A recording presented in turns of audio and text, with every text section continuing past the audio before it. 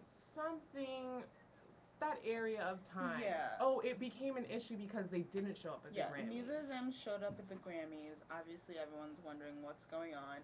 And at first, the story was like they got in a car accident. Yeah. But then later, like a couple hours later, it came out that Chris Brown had abused Rihanna. And since then, I mean, it took a couple days for Chris Brown to respond to the situation. But he had said, his official statement is, words cannot begin to express how sorry and saddened I am over what transpired. I am seeking the counsel of my pastor, my mother, and other loved ones, and I am committed with God's help to emerging a better person. Much of what has been speculated or reported on blogs and or reported in the media is wrong. While I would like to be able to talk about this more until the legal issues are resolved, this is all I can say, except that I have not written any messages or made any posts to Facebook, on blogs, or any place else. Those posts or writings under my name are fraud. And then a couple days after that, Rihanna said, or Rihanna's publicist said, at the request of the authorities, Rihanna is not commenting about the incident involving Chris Brown. She wants to assure her fans that she remains strong, is doing well, and deeply appreciates the outpouring of support she has received during this difficult time. So that's the latest that we've heard from either one of them. Yeah, and to like background about all the rumors that have been floating around, there aside like the obvious rumors of abuse, but in terms of like justifications where she must have did something to deserve it, and like, oh, it couldn't happen. And when the picture was released, it was only then when people started taking Rihanna seriously, Sure. which speaks to a lot of issues, invading her privacy, and also like believing women or partners who are like in abuse. So with that said, we have our guest star with us, Stephanie Rodriguez. Hi, Stephanie. Hey. Can you say it again, like? Hey. What's up? Okay, so can you talk to us about like your thoughts about the situation, and anything that has been informing your opinion, stuff like that? So initially, when I heard about the Chris Brown Rihanna thing, I was trying not to get involved because I thought it was pop reality publicity stunt. Not a big deal. Doesn't pertain to me. Don't want to talk about it. A, because I'm not a fan of Rihanna. B, I'm not a fan of Chris Brown. So I didn't want to get involved. But things took a different turn for me when I started getting informed about how this relates to domestic violence as a whole, in terms of finding out that Lisa Rios was abused by Big Pun, getting emails from a friend about ill doctrine, and his interview with Elizabeth Mendez Berry, who wrote an article about hip hop and domestic violence, Love Hurts. And also when I saw the pictures of Rihanna, which were shocking to me, but what shocked me the most was that people were saying that Chris Brown should sue Rihanna for hitting him first. What do you think that means? Like, what's behind that? My problem with it was that, nobody has the right to hit anyone.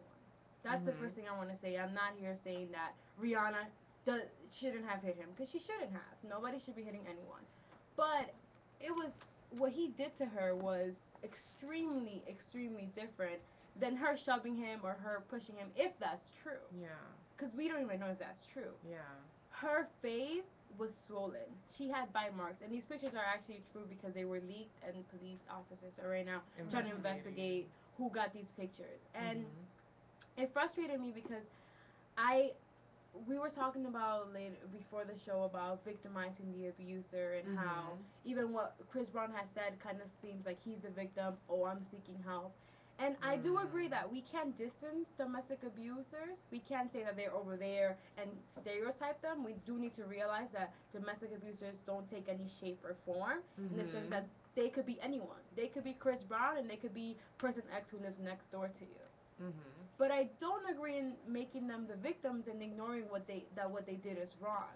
I'm glad that he's taking counseling, but he shouldn't be taking counseling from his family, friends, or his pastor. He should be seeking a domestic abuse reform society, which there are many out there that he could try to join. And I think that, do you guys have any that you know about?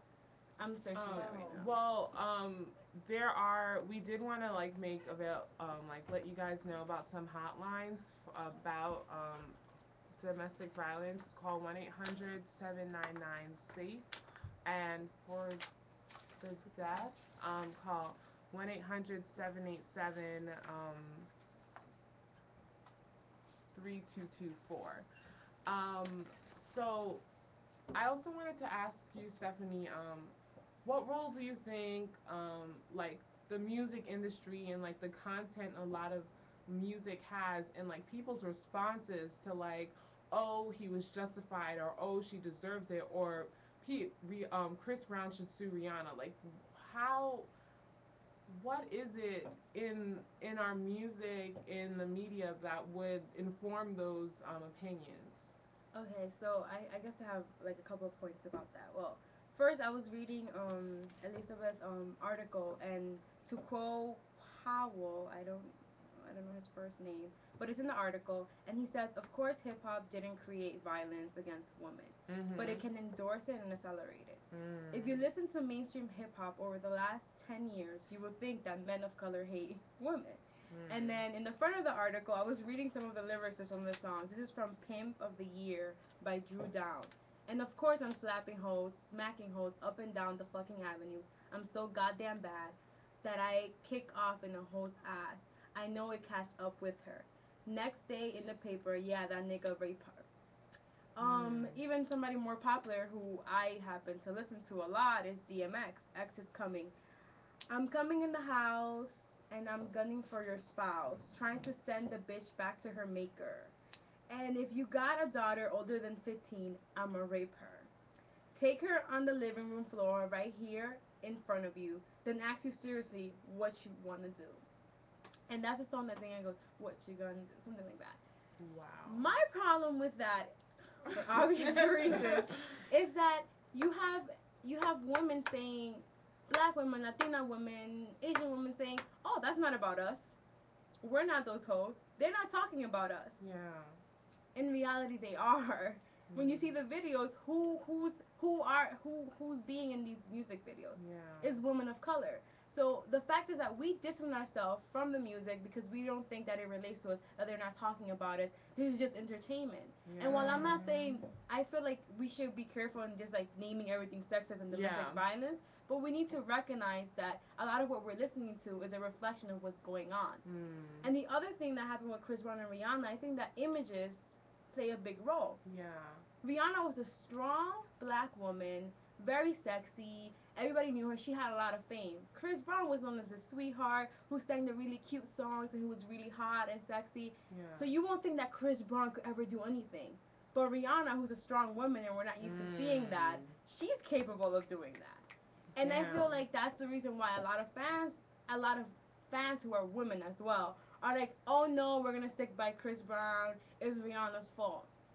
And as Elizabeth said, my problem is not really with Chris Brown and Rihanna, because I really don't, like, I do care, but I'm not like, it's not about them. It's more about the women who date on a daily basis are going through this. Yeah, and who aren't getting the media attention that they might need. And I'm afraid that these women who are getting abused at home are seeing how Rihanna is getting treated, and they're like, we can't talk about it. Yeah. We should just keep it in the DL. Because if Rihanna, who's a strong woman, who's famous, gets this treatment, so are we. We're going to get worse than that.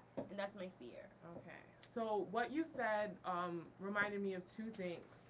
How I really wish I could remember, but I was watching some sort of, it might have been the Byron Hertz documentary. I'm not sure. I'm willing to be challenged on that. But it was some video clip of, like, Tupac talking about, like, oh, why do you use bitches and hoes in your video? And he's like, oh, no, like, or though, like, I'm not talking about my mom and my sister. That there's somebody else. Like, these are just, like, bitches and hoes you, like, do all these things with. So it's, like, I feel like the idea that, like, there are these different constructs of womanhood that, like, you can only do specific things to or with has a lot to do with it.